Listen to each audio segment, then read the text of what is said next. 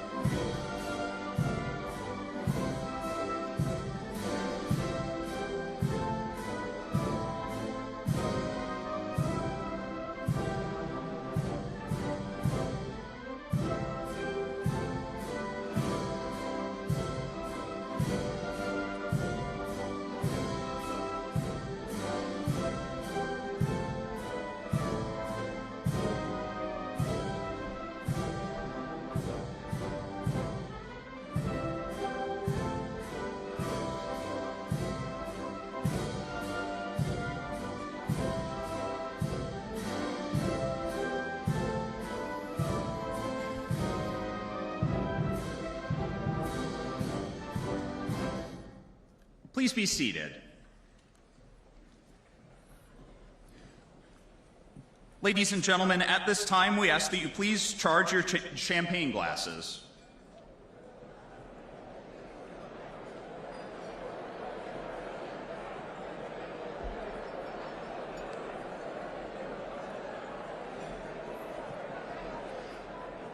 Ladies and gentlemen, the Commandant of the Marine Corps, General Eric M. Smith.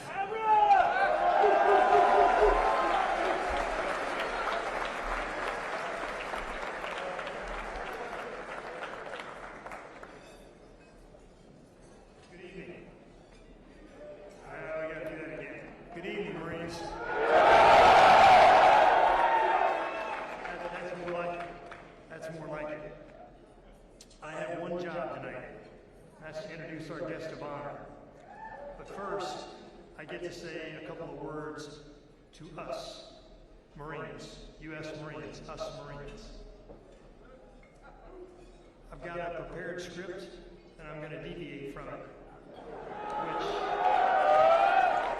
which is going to make my staff very uncomfortable. but I'm gonna wing it here in front of the Vice President. What I'm gonna do is I'm just gonna tell one story. And it's a story that I've told before, but not too many times, because frankly, it's kind of hard to get through. But it boils down the essence of being a Marine. I was the battalion commander for 1st Battalion, 5th Marines in 2005 in the city called Ramadi. And you know, 1-5 was in the heart of the Sunni insurgency. And we were taking daily casualties, and it was a day-on, stay-on gunfight. And I had 2 twin brothers in my battalion, the Jaime brothers, Jesse and Joel. And they were both assigned to Alpha Company. And one night I was at the government center in the center of Ramadi. I heard a very large explosion. And one of our Humvees had been hit by an IED, and a couple Marines had been killed. Actually, all 5 Marines in the vehicle were killed. One of them was Corporal Jaime, Joel Jaime, or Jesse Jaime. And so I told his brother, after we got the bodies off the battlefield, I went down to the government center and picked up his brother, Joel, and I brought him back to Camp Ramadi. And I was kind of choking up. You know, I was a young battalion commander. Again, we were taking daily casualties. And as the body was taken on to the helicopter that was going to fly him back to Camp Fallujah, to the mortuary, and then fly them on back to Las Vegas, I took his brother out there in my Humvee, and I said, Corporal Jaime, I don't know what to say to you right now. And he looked me dead in the eye, and he said, sir, it's been my privilege to serve in this battalion. And he boarded a helicopter, and he flew his dead brother's body home to Las Vegas. Now, I don't know where we get the likes of Corporal Jaime. I don't think we deserve them. But the truth is, for our adversaries, we got lots of them. We got lots of them. And they're all willing to kill you. They're all willing to bring the fight to you. So if you mess with America, you're going to get a bunch of Corporal Jaimes coming after you.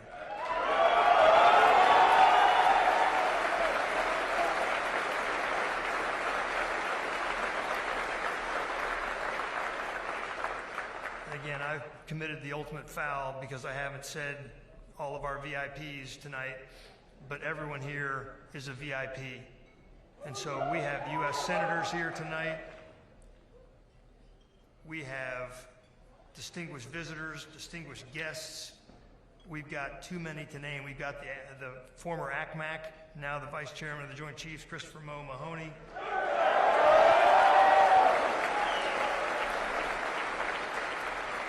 We have senators from the states of Montana. We got Senator Ernst from the great state of Indiana. We've got the Honorable Stephen Daines. We've got the Honorable Dan Sullivan, U.S. Senator from the great state of Alaska and a veteran Marine himself. Again, the list goes on. We've got Ambassador Sean O'Neill, Ambassador Designate to Thailand. The Honorable Hung Cao, Undersecretary of the Navy. General Dave Berger, former Commandant of the Marine Corps.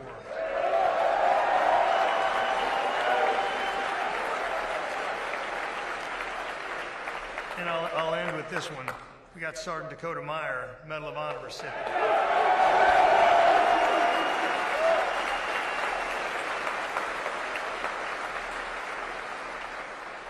We're all honored by your presence here today. So again, I'm going to skip my prepared remarks because I think when I tell the Corporal Jaime story, that epitomizes everything you need to know about our Marine Corps. And it epitomizes everything that is good about our Marine Corps. And it epitomizes everything that our adversaries need to understand about our Marine Corps.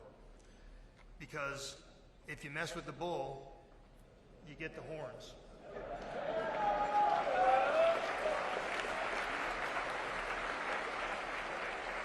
And there's a saying, again, that nobody likes to fight, but somebody has to know how. But Marines do know how, and they do like to fight. They do like to fight. So Marines, on this, your 250th birthday, I wish you a happy birthday. I wish you 250 more.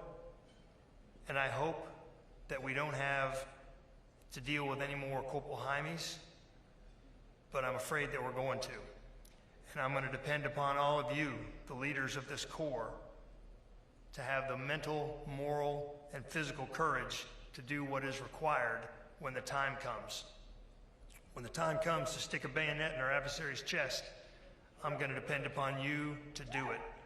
And I know you will. And I know you can. Because we've been doing it for 250 years, and we're going to keep doing it for another X thousand years, because there's no end in sight to this Marine Corps. It is the biggest, baddest, most war-fighting organization on the face of the planet. It is all about lethality. It's all about war fighting. That's all we do. That's who we are. That's what we do. We war fight. We're Marines. That's all we do. And so, ladies and gentlemen, I am going to get off the stage and I am going to simply introduce our guest of honor tonight, the Vice President of the United States, the Honorable J.D. Vance, a veteran Marine.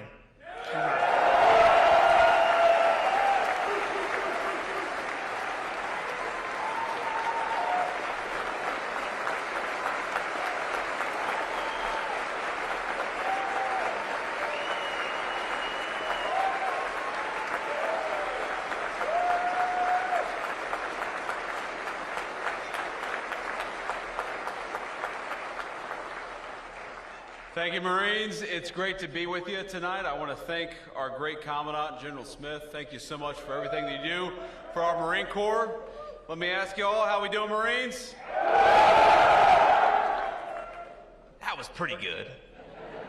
How we doing, Marines? That was better. That was better. Well, I figured I'd just stand up here and tell a lot of stories about the Marine Corps, because what else should we do when we're among friends on the 250th birthday of the United States Marine Corps than talk about the incredible stories that make our Corps great? And I'm so proud to be here. I'm so proud to be the first Vice President of the United States to have been a United States Marine.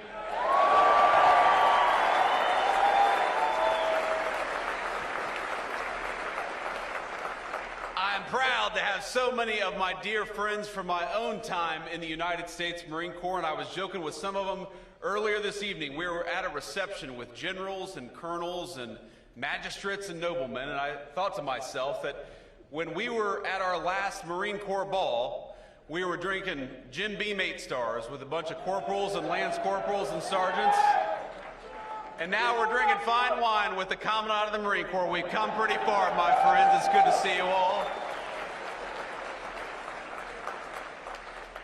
But the thing I love about the Marine Corps is that for 41 years, for the entire time that I have had the Marine Corps in the back of my mind, since I stepped foot on those yellow footprints in Parris Island, I was a 19-year-old kid. That entire time, the Marine Corps has kept me honest, and even tonight, the Marine Corps has kept me honest, because you saw our guest of honor, that incredible Iwo Jima veteran. Corporal, it's such an honor to be with you. And I was shaking his hand earlier and spending some time with him, and I said, "Sir, if you need to lean on me, if you need to grab onto me, please feel free to do so." And he said, "If you need to grab onto me, feel free to do so."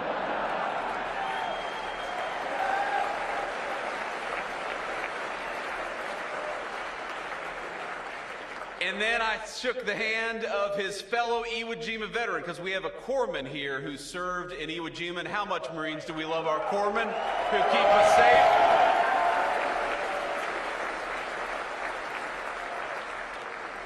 We know that to our corpsmen there is no illness so severe, no malady so significant that it cannot be cleared by 2 Motrin and a fresh pair of socks.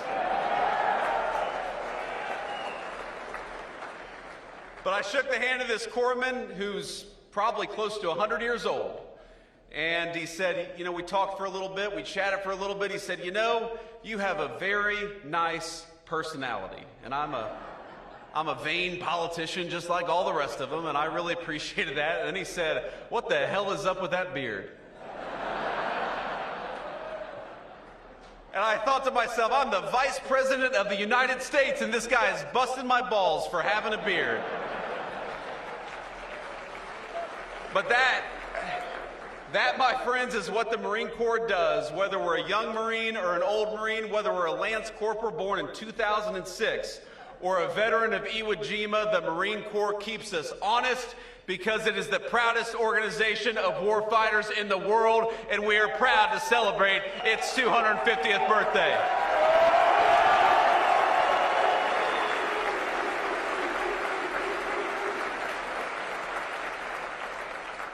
Now, I got this great big speech here. I could talk about Dan Daly. I could talk about Chesty Puller.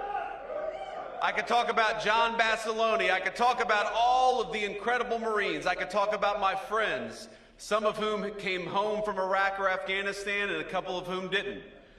We know that the reason why this organization is so special is fundamentally because we take the very best young Americans, we turn them into something even better, which is United States Marines, and we go and ask them, even when they're teenagers, even when they're not even old enough, some of them, to drink, we go and ask them to do the hardest thing in the world, which is to fight our nation's battles and to represent the United States all over the world in the proudest and most profound way possible. And I'm proud to tell you this evening that tonight, as we celebrate at the Commandant's birthday ball, from the young Marines to the old Marines, I, as your Vice President, am proud of you, and we're going to keep on winning America's wars for the next 250 years after this.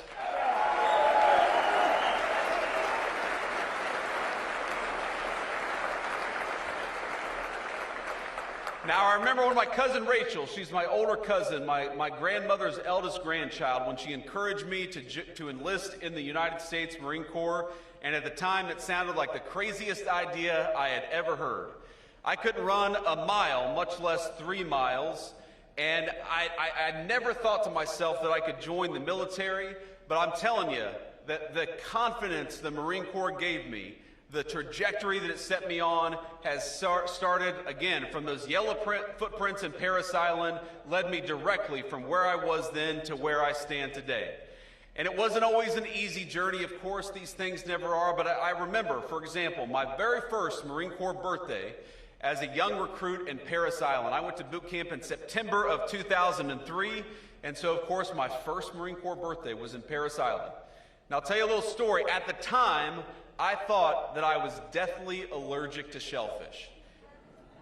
And the reason I thought I was deathly allergic to shellfish is because when I was 16 or 17, I had some terrible allergic reaction. I assumed it was because of shellfish, and for 2 years, I had not touched shellfish. I thought it was the thing that was going to kill me.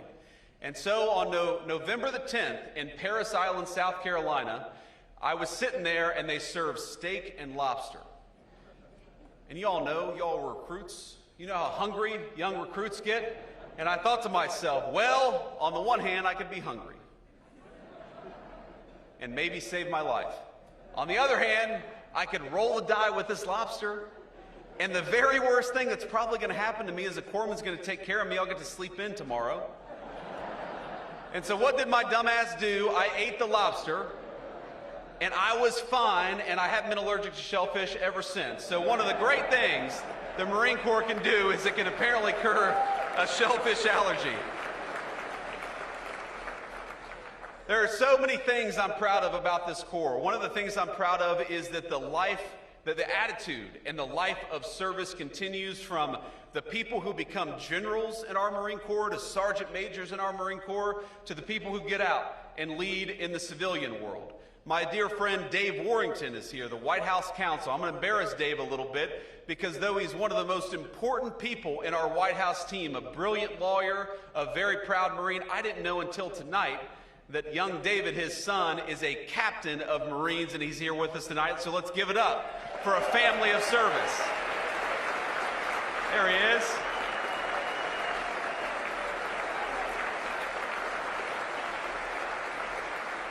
going to embarrass my friend a little bit. And of course, you all know that, you know, when you get around soldiers and sailors and airmen, we like to poke fun at each other.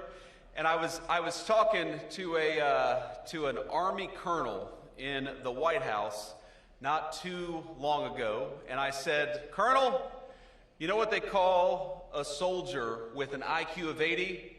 And he said, "What, sir?" And I said, "They call him a colonel."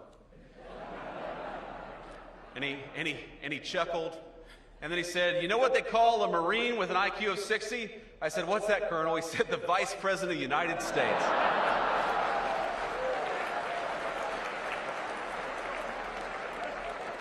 And guess what, Colonel? I've got the last laugh because your ass is going to Siberia on diplomatic duty. So I hope you had your fun in the West Wing, but unfortunately I get the final say. That's one of the good things about this job. But let me just say, first of all, from our Department of War Secretary, Pete Hegseth, a great soldier, but a person I know who loves the Marines deeply, and of course from the President of the United States. They are proud of you.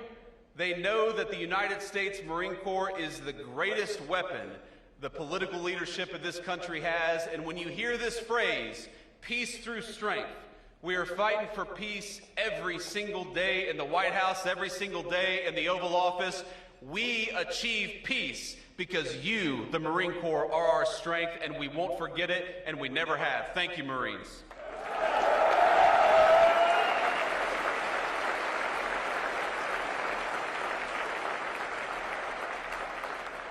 And I know we're going to do a little toast with the Commandant here, but I just want to say something else, because there are two things that your political leadership cares a great deal about. I have to put on my vice president hat and tell you about it, because one of the mistakes that I think we made over the past 40 years, over my entire life, and let's be honest, it was Democrats and Republicans, this is not even a partisan point, is that we were too willing to send our Marines and our soldiers and everybody else off to war without giving you clear guidance about what you needed to do and clear guidelines for when you would come home.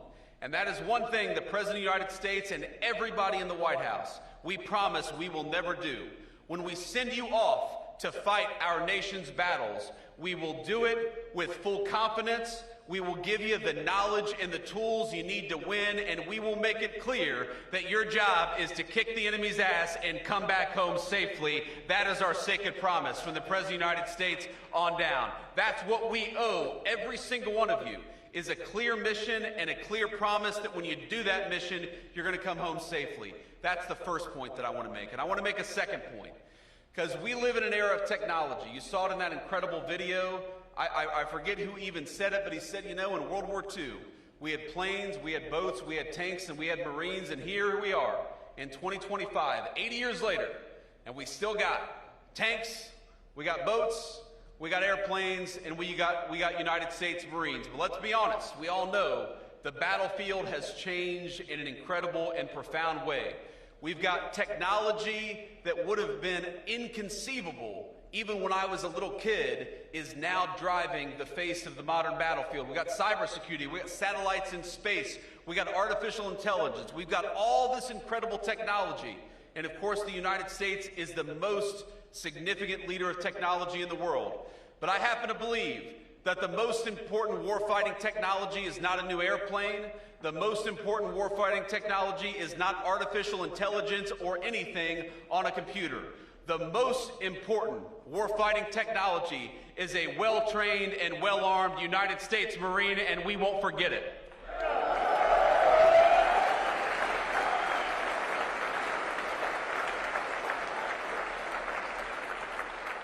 So let me say, Marines, at the age of 250, not a single one of you looks older than 249.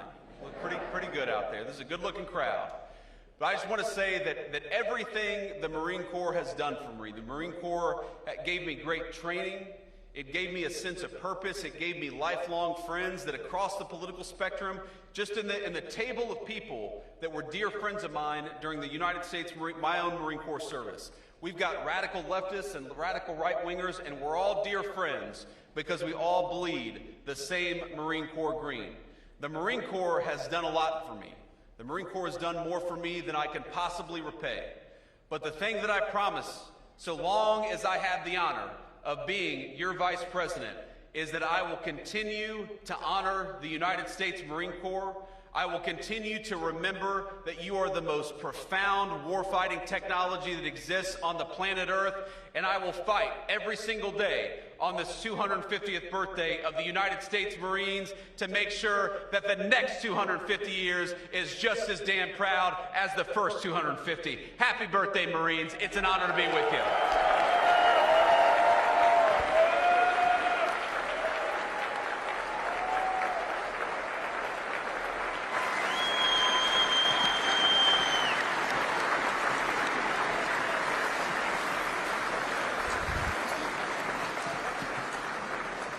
Ladies and gentlemen, please join Vice President J.D. Vance as he offers a toast in honor of the 250th birthday of the United States Marine Corps.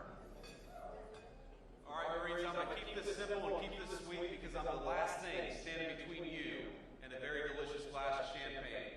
But let's raise our glass from Chesty Puller to everybody else, for every Marine who came home and every Marine who didn't. Here's to 250 more years of our glorious Marine Corps. God bless you.